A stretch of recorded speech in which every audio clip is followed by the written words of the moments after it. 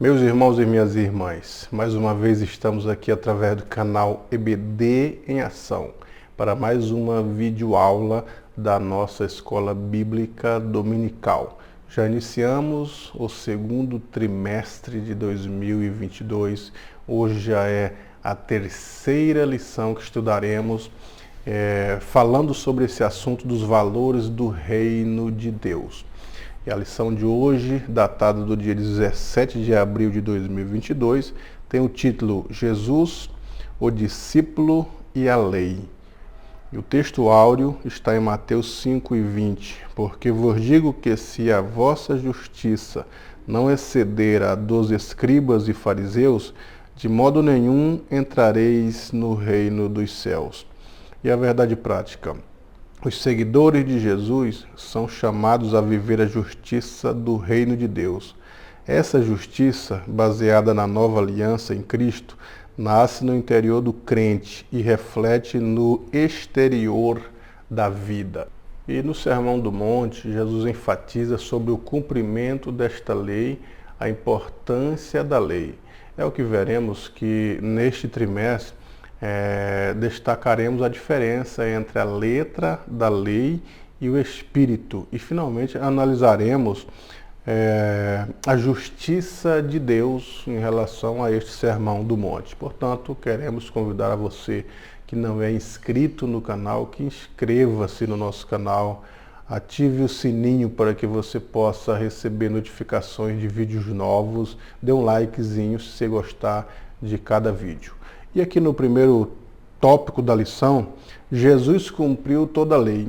Primeiro tópico da lição, Jesus cumpriu toda a lei e um compromisso com o passado. Até porque as leis foram dadas por Deus através de Moisés. Portanto, ela era boa, tinha um caráter santo e justo. Então não poderia Jesus, então, deixar de cumprir a lei, fazer pouco caso da lei que o próprio Deus, o seu Pai, havia dado a Moisés. Então Jesus, ele cumpriu a lei, valorizou a lei. O que ele fez diante dos escribas e diante dos fariseus foi dar valor à lei e dar o real significado dela. Falar quais eram os propósitos dessa lei, que os fariseus se perderam ao longo dos séculos. Os judeus, os estudiosos, ao longo dos séculos perderam quais os objetivos da lei. Então o que Jesus faz aqui é dar sentido a esta lei, é valorizar aquilo que Deus tinha feito e dizer quais eram os propósitos desta lei. E depois que ele explica isso, tanto ele quanto Paulo deixa bem claro que os propósitos que a lei veio cumprir, foi cumprido. E agora apresentava-se uma nova aliança. Era necessário que viesse uma nova aliança. Então, é o que Jesus faz. Ele não veio abrogar a lei. Ele não veio dizer que a lei não tinha valor. Ele não veio transgredi-la ou suprimi-la, suplantá-la. Não. Ele veio explicar a lei e dizer que ela cumpriu com seus propósitos. E agora haveria nova lei com novos propósitos. E Jesus não veio com esse espírito revolucionário, esse espírito destruidor, de vir destruir a lei, agitar as pessoas, né, como a tradição dizia, né? Ele não veio com esse objetivo, como os pensadores, como os fariseus, como os demais estudiosos da lei pensavam que ele era um revolucionário, pensavam que Jesus veio destruir a lei, os valores da lei. E queriam com isso tentar pegar Jesus em algum ato que o infringisse a própria lei. Mas Jesus não veio com essa ideia de fazer a lei inválida, revogar a lei, destruir a lei. O espírito revolucionário, levantar uma multidão contrária às prerrogativas da lei. Esta não foi a ideia de Jesus e nem o propósito pelo qual ele veio. Mas sim, ele veio para dizer os propósitos da lei, como a própria lição diz. Jesus enfatizou o sentido perfeito da lei. Qual que era o sentido perfeito da lei? A lei ela não salvava, ela apontava o pecado e condenava o pecador, mas apontava para o Salvador. A lei dizia que viria o Salvador, que a lei não salvaria, não revogaria os pecados, não apagaria, perdoaria os pecados dos pecadores que tentavam viver sobre a lei. O objetivo da lei não era este. O objetivo da lei era apontar os erros das pessoas. À medida que as pessoas tentavam cumprir a lei, percebiam que não conseguiriam. Por quê? Porque a lei condenava todos os seus atos e o condenavam também. Agora, eles precisavam de um Salvador. Então, o que Jesus enfatiza é que as pessoas precisariam entender a lei, continuar crescendo no entendimento desta lei. Era uma maturidade, não algo retrógrado. Eles precisavam passar pela lei, alcançar a nova aliança, descobrir que esta lei, pelo qual eles se embasavam através da salvação, ela cumpriu seus propósitos e avançar para o nível 2. Assim como também é na vida espiritual, na nossa vida espiritual. Nós precisamos ter a maturidade cristã, não ficar com as mesmas prerrogativas de sempre, mas melhorar sempre o entendimento, crescer na graça, crescer no conhecimento, cada vez mais ter um entendimento e ser transformado, como a própria Bíblia diz, transformado na renovação do nosso entendimento, sempre ter um entendimento a mais sobre a palavra, sobre o cristianismo, porque a Bíblia ela é insondável. Cada vez que passamos estudando, cada vez que os tempos passam, os séculos passam, ela se renova. A cada manhã as palavras são novas, com novos entendimentos a partir dos que nós já temos, e vamos crescendo então na graça e no conhecimento de Deus e de nosso Senhor Jesus Cristo. Terceiro ponto do primeiro tópico: Jesus cumpriu e aperfeiçoou a lei. Como que ele cumpriu e aperfeiçoou? Ele era o cumprimento da lei. Quando as pessoas pegavam o cordeiro para imolar no altar de holocausto, ele era o símbolo deste cordeiro mudo que morreria ali no altar de holocausto, que era o símbolo da cruz. Todas as leis cerimoniais, elas eram símbolos daquilo que viria, eram sombras daquilo que seria o real. Ou, por exemplo, o animal que morria no altar de holocausto era uma sombra da pessoa de Cristo, que era o real. O altar de holocausto era a sombra da cruz, que era real. E todos os utensílios do tabernáculo são sombras da cruz, daquilo que veio, que é Jesus. Então ele cumpriu a lei, ele era o cordeiro. Então ele agora veio morrer para cumprir essa lei, que apontava para as pessoas, enquanto elas ofereciam o cordeiro, cobrindo seus pecados, apontava para Jesus, que viria então libertar de fato as pessoas. Então todas essas obras das leis sacrificiais, cerimoniais, elas são sombras daquilo que era real. Jesus cumpriu isso, ele é o cumpridor. É o castiçal que tinha no tabernáculo, é Jesus a luz do mundo. As mesas com os pães asmos, é Jesus o pão da vida. É o altar de sacrifício. O sacrifício é Jesus que se ofereceu a si mesmo como cheiro suave a Deus. Então ele é o cumpridor da lei, ele veio cumprir a lei. Tudo ali diz respeito a ele próprio, a Arca da Aliança, com tudo o que está dentro dela, né? Que é o maná, símbolo da provisão. Jesus é o provedor, Jeová Jireh, o Senhor que provê. As tábuas da lei, é símbolo da palavra, o verbo se fez carne. O verbo é a palavra, e a palavra se fez carne e habitou entre nós. É ele materializado, a encarnação do verbo.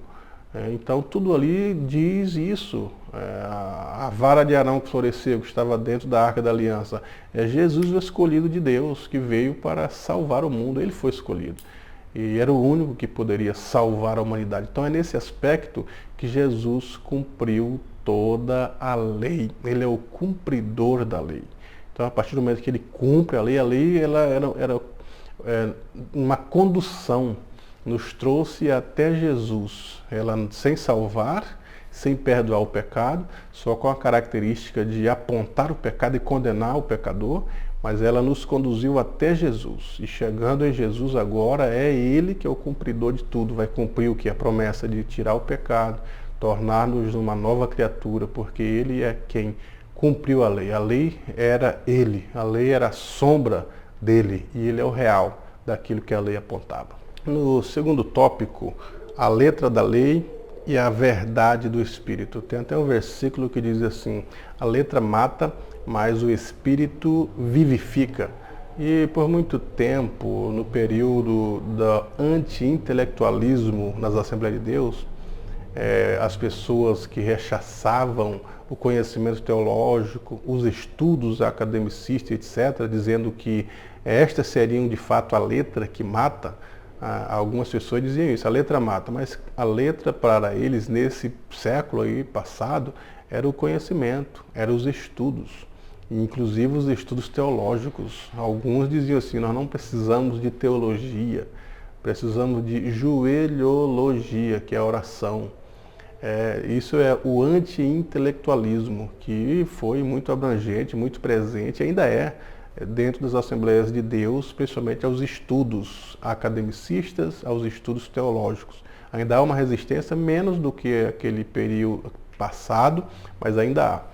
E no passado era dessa forma, as pessoas diziam que nós não poderíamos estudar porque o estudo, muito estudar, o letramento, a letra, em sentido de ciência, de conhecimento, esfria a pessoa, torna ele crítico, torna-o incrédulo, e embasavam esse versículo, porque a letra mata, mas o Espírito vivifica. Então, de fato, era um entendimento inadequado do texto bíblico que fala sobre a lei. Porque quando fala a letra da lei, está falando exatamente dos artigos da lei, que dizia que as pessoas deveriam fazer ou então eram punidas por descumprir os mandamentos, e em especial os mandamentos cerimoniais. Foi assim que aconteceu com Nadab e Abiú, descumpriu uma ordem e prestaram fogo estranho diante do altar de incenso. Então eles foram punidos, porque a letra da lei ela matava a desobediência dela. E também todas as pessoas que olhassem para a lei, eles iam perceber que eram pecadores. E a lei condenava os pecadores à morte. Essa também, a letra mata nesse sentido, que as pessoas que pecavam, a letra da lei estava dizendo que eles deveriam ser passivos de morte.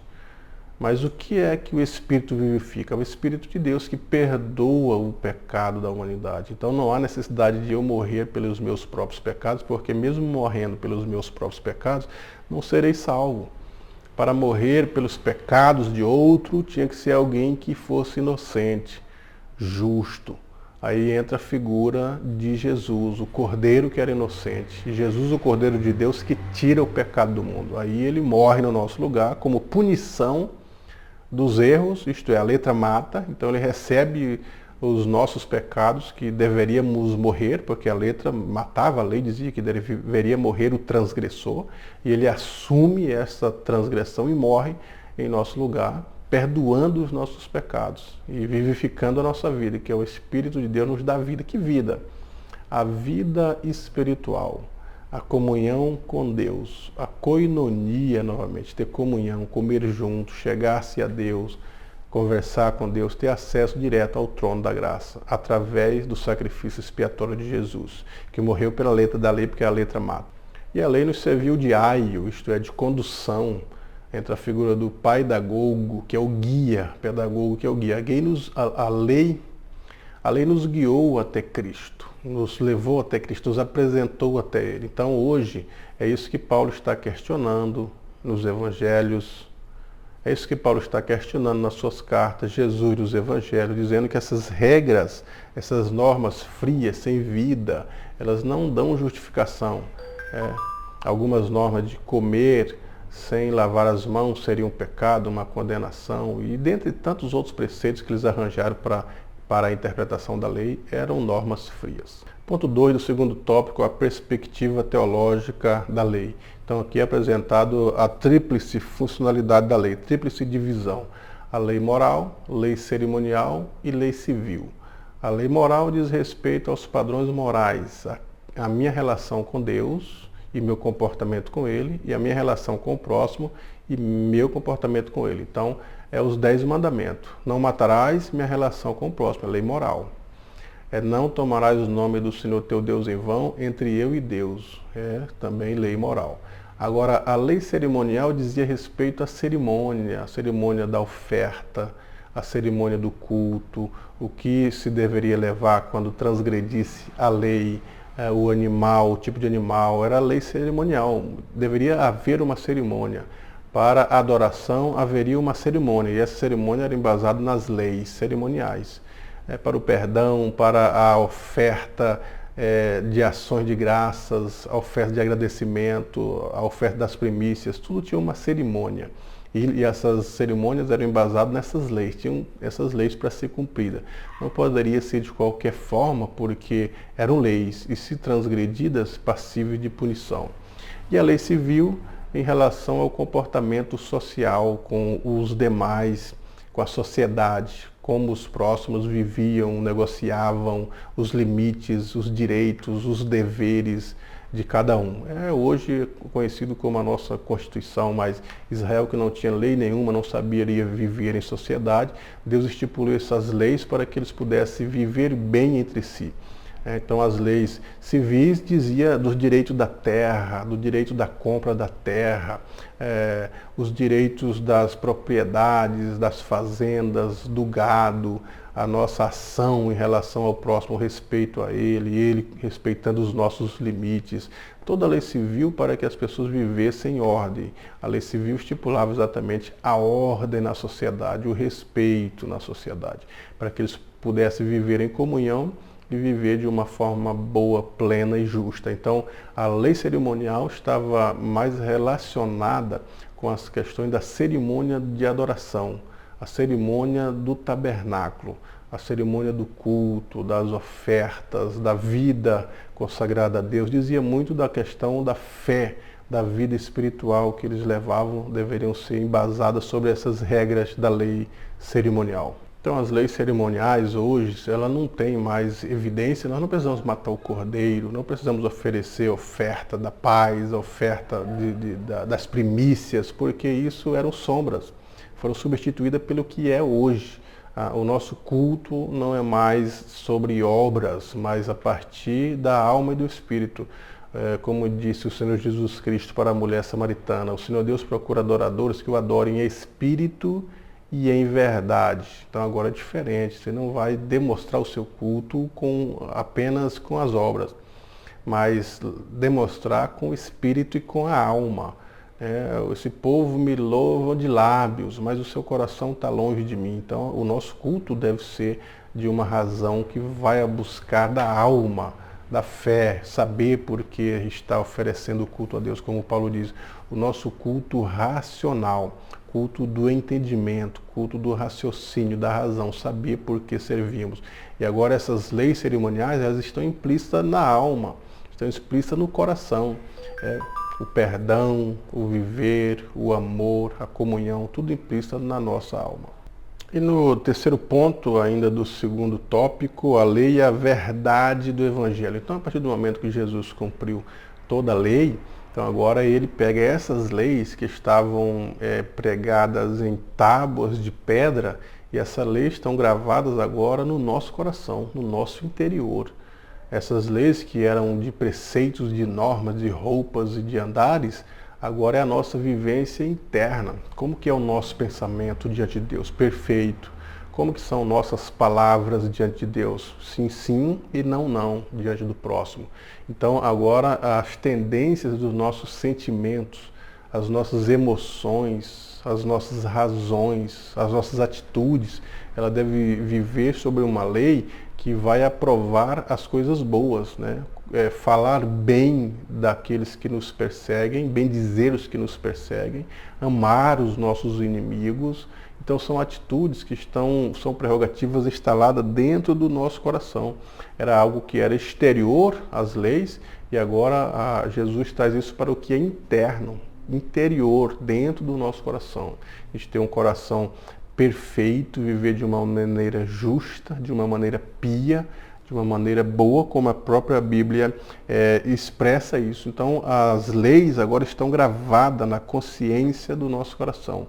Cristo quer que nós guardamos isso, dinamizamos isso, não só através de códigos exteriores, mas dentro de código interior, através do amor de Deus, através da graça de Deus, desenvolvendo o fruto do Espírito. Devemos ter a bondade, a temperança, domínio próprio, mansidão, são características da lei do Senhor implícita dentro do coração do homem. Qual é o propósito da lei para o discípulo de Cristo? É através do Espírito, o Senhor Jesus conscientizar a nossa vida espiritual e a nossa atitude. Por isso que Paulo ele vai aprender isso, vai dizer, se vivemos em Espírito, andemos também em Espírito. E não cumprir as obras da carne, mas cumprir as obras do Espírito. Então é o Espírito de Deus dentro da nossa vida que vai aprovar ou reprovar, ou até mesmo uma consciência cristã que vai aprovar ou reprovar as nossas atitudes. Então temos um tribunal dentro de nós que vai julgar aprovando ou reprovando as nossas atitudes, que é a consciência, através do Espírito Santo de Deus, que vai dizer o que devemos fazer que seja correto, que seja agradável, que seja de acordo com a lei divina. A gente observa no Salmo 15, Senhor, quem habitará no teu santo monte? Então aí o salmista vai fazer uma relação dessas questões, aquele que não jura com dano seu, aquele que fala verazmente segundo o seu coração. Então são essas questões, a gente observa em diversos servos de Deus que fizeram essas exigências orando, como por exemplo o rei Ezequias, ser servido de te lembrar que andei segundo os teus preceitos, falei verazmente segundo o meu coração. E agora no terceiro tópico, a justiça do reino de Deus. Quem é grande no reino de Deus?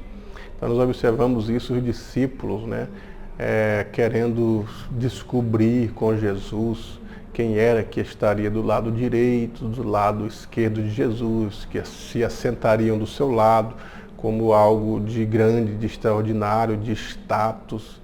Então Jesus pega uma criança e no colo ele começa a dar lições. Aquele que não se tornar como esta criança não pode entrar no reino de Deus. Isto é, uma criança que ela é simples, é humilde, desprovida de orgulho. Fala da inocência de uma criança, que pode andar num salão pelado, que ela não tem a malícia de dizer que está com vergonha porque está pelada.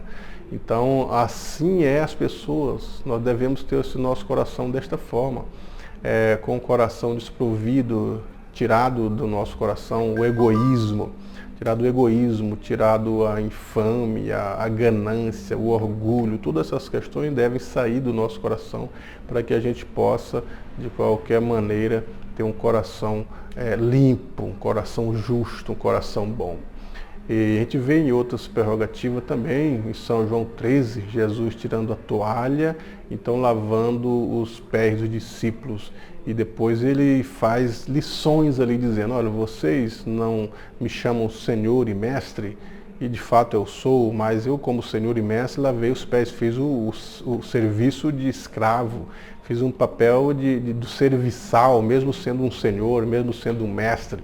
Então vocês devem fazer isso se querem ser o maior. Vocês devem fazer isso se quiserem algo de bom no reino de Deus, porque o reino de Deus é serviço. O reino de Deus nós estamos aqui para servir as pessoas. Então no reino de Deus os maiores, as pessoas de mais destaque são aquelas pessoas que de fato cumprem a promessa, valorizam os mandamentos de Cristo, que sejam fiéis, que levam a sério. Agora, aquelas pessoas negligentes que removem, que separam, que violam o menor dos mandamentos, eles são transgressores, não serão tidos como os maiores, as pessoas que de fato vão transgredir o reino, não dão importância, por menor que seja o mandamento. Por menor que seja o mandamento, quando as pessoas assim fazem, não dão importância àquilo que é de menor, de fato eles estão transgredindo a lei e não são pessoas de confiança. Nós observamos na Bíblia, quando ela diz assim, que até um copo de água fria que alguém conceder a alguém, não deixará de receber o seu galardão. Então são coisas pequenas. Nós devemos se atentar para esses detalhes pequenos, para a lei de uma forma geral, para que possamos então entender a perspectiva do reino que está nas grandes e nas pequenas coisas pelas quais servimos. A justiça do reino de Deus é o ponto 2 aí do terceiro tópico, porque as pessoas, nesse período da lei, levavam muito como justiça as obras. Então, tudo aquilo que eles faziam era a justiça. A gente observa isso na vida dos jovens ricos. Ele começa a dizer, isso tudo tenho observado desde a minha mocidade. Quando Jesus pergunta, sabes os mandamentos? E ele começa a citar os mandamentos, e o jovem rico diz, isso tudo tenho observado. Então ele quer ali buscar justiça. Ele quer a aprovação de Jesus, como se de fato Jesus estivesse dizendo, então você já está justo por cumprir os mandamentos. Outra observação que nós vemos também é em relação ao fariseu, quando ele está fazendo a sua oração, dizendo, Senhor, eu te agradeço porque eu sou fiel, eu dizimo a hortelã, dizimo o cominho, eu jejum, eu oro. E ele faz uma série de coisas que é as obras que ele pratica, querendo ser aperfeiçoado por elas, buscando a justiça de Deus através das suas obras, como se as obras que ele praticasse fossem algo que o levasse a uma justiça divina. E a gente percebe muito isso, como a própria lição está citando aqui, sobre a questão dessas obras. Então a gente vê outro detalhe de que as pessoas não faziam as coisas do coração, porque eles buscavam a justiça através das obras. E a justiça ela não é através das obras. O justo é quem pratica boas obras. As pessoas deveriam primeiramente se atentar para o seu interior, ser justo, ser piedoso, praticar a piedade, o amor, a misericórdia dentro de si, então expressando isso para fora, levando isso para uma atitude boa para com o próximo, para com as leis cerimoniais, porque a justiça de Deus ela não está embasada somente nas obras. Nós não somos salvos pelas obras, como o texto vai dizer. Não é por obras para que ninguém se glorie, mas é pela misericórdia, pela graça de Deus, mas os salvos praticam sim boas obras. Então a justiça e a salvação não estava no legalismo. Os fariseus levavam muito em consideração o legalismo, a prática de coisas ao extremo. Alguns preceitos das leis, das interpretações que eles tinham da própria lei, era que não se deveria andar longas milhas durante o sábado, longos quilômetros. Tinha uma quantidade máxima de distâncias, de medidas que eles poderiam andar. Então esses excessos legalistas, como se levasse isso a uma justiça divina. E a justiça divina ela não vem por esses preceitos, pelo legalismo, não são as roupas das pessoas que se usada com exagero, uma quantidade de roupa que vai fazer com que as pessoas se salvem ou se julguem. Claro que os cristãos se vestem de uma maneira modesta, de uma maneira que se comporte o corpo de uma forma a não causar nenhuma alimentação na vida de quem está observando. Mas não são esses excessos, não é isso em si. A Bíblia vai primar conforme a santificação ela vai trazer pelo Espírito, pela alma e pelo corpo. Como Paulo disse aos irmãos de Tessalônica, conservar o nosso espírito, alma e corpo irrepreensível para o dia de nosso Senhor Jesus Cristo. Isto é, o espírito não deve ter nenhuma repreensão na nossa maneira de adorar, na maneira de servir a Deus, de louvar a Deus. Nossa alma também, nossos sentimentos, eles devem ser condicionados a sentimentos bons e não sentimentos maus. A pensamentos bons e não pensamentos maus. Atitudes boas, né? As emoções da alma têm que ser emoções boas e não emoções ruins. E toda a alma, a razão, o intelecto, o entendimento nosso deve ser voltado a coisas boas e não coisas ruins, coisas positivas que a Bíblia aprova. Então, Paulo está dizendo isso, que nós devemos conservar para a vinda de nosso Senhor Jesus Cristo o espírito, a alma e o corpo. O corpo também deve estar irrepreensível, porque as pessoas pecam os pecados do corpo também, como alguns estão relacionados em Gálatas. A bebedice, a glutonaria, que são pecado do corpo. E a Bíblia diz assim, se alguém destruir o templo de Deus, que ele está falando do corpo, que Paulo diz, ou não sabeis que sois o templo de Deus e que o Espírito de Deus habita em vós. Então está falando de uma relação com o corpo. Se nós destruirmos o nosso corpo com coisas exageradas, com alimentos que não fazem bem para o corpo, qualquer outra substâncias que não fazem bem para o corpo, é uma destruição do corpo e é um pecado. E as pessoas não se atentam que é o espírito, a alma e o corpo que devem ser considerados irrepreensíveis para o dia de nosso Jesus Cristo. Todas essas, o homem completo, né? O espírito, alma e corpo, a completude dele é conservado irrepreensível. E não somente algumas coisas do corpo, como os legalistas, algumas práticas, algumas frases, algumas obras, como eles faziam, mas é o contexto geral do espírito, parte espiritual, da alma e a parte material do corpo, as nossas atitudes. Então as obras, elas não salvam, mas os salvos, eles praticam boas obras. Portanto, professor e professora, queremos concluir esta lição te desejando que você tenha uma boa aula e que os alunos possam a cada dia sentir necessidade de aprender na casa do Senhor, no dia do Senhor, com a palavra do Senhor.